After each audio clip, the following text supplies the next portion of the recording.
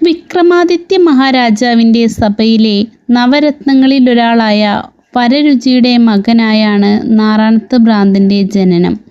പറയിപെറ്റ പന്തീരു കുലത്തിലെ ഒരംഗമാണ് ഇദ്ദേഹം.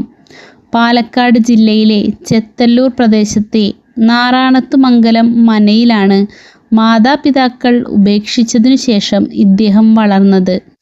ഭ്രാന്തൻ വേദം പഠിക്കാനാണ് തിരുവേഗപ്പുറയിലെത്തിയതെന്ന് കരുതപ്പെടുന്നു.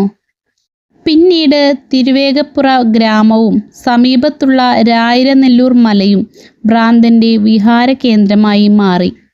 മലയിലേക്ക് കല്ലുരുട്ടിക്കയറ്റി മുകളിലെത്തിച്ച ശേഷം അത് താഴേക്കുരുട്ടിവിട്ട് പൊട്ടിച്ചിരിക്കുക ഭ്രാന്തൻ്റെ പതിവ് വിനോദമായിരുന്നു. ഇത്തരത്തിൽ നോക്കിയാൽ ഭ്രാന്തന് ഗ്രീക്ക് പുരാണങ്ങളിലെ സിസിഫസുമായി സാമ്യമുണ്ട്. പക്ഷേ സിസിഫസിൽ നിന്ന് വ്യത്യസ്തമായി ശാപത്തിനാലല്ല, സ്വന്തം ഇഷ്ടപ്രകാരമാണ് ഭ്രാന്തൻ്റെ പ്രവൃത്തികൾ. രായിരനെല്ലൂർ കുന്നിൽ വച്ചാണ് ദുർഗാദേവി ഭ്രാന്തന് മുന്നിൽ പ്രത്യക്ഷയാകുന്നത്. അതിനുശേഷം ഇവിടെ ഒരു ക്ഷേത്രം നിർമ്മിക്കുകയും ദുർഗാദേവിയെ ആരാധിച്ചു പോരുകയും ചെയ്യുന്നു. ഭ്രാന്തൻ്റെ പ്രവൃത്തികളാൽ പ്രസിദ്ധിയാർജിച്ച കുന്നിനെ ഭ്രാന്താചലം എന്നും വിളിച്ചു പോരുന്നു.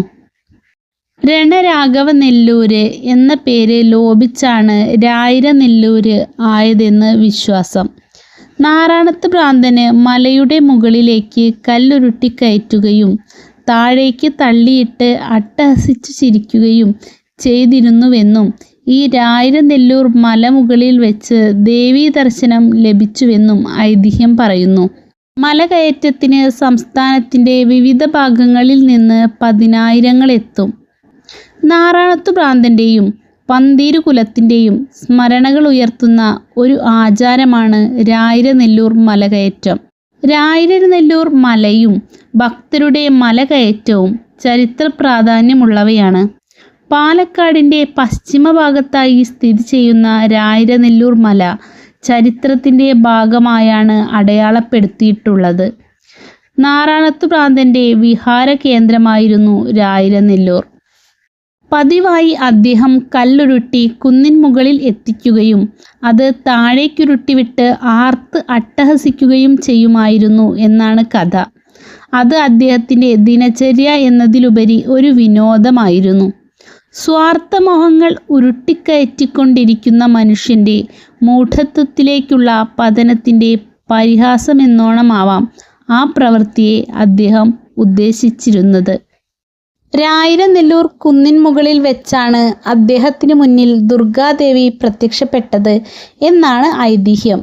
പിന്നീട് അവിടെ ഒരു ക്ഷേത്രമുണ്ടാക്കുകയും ചെയ്തു.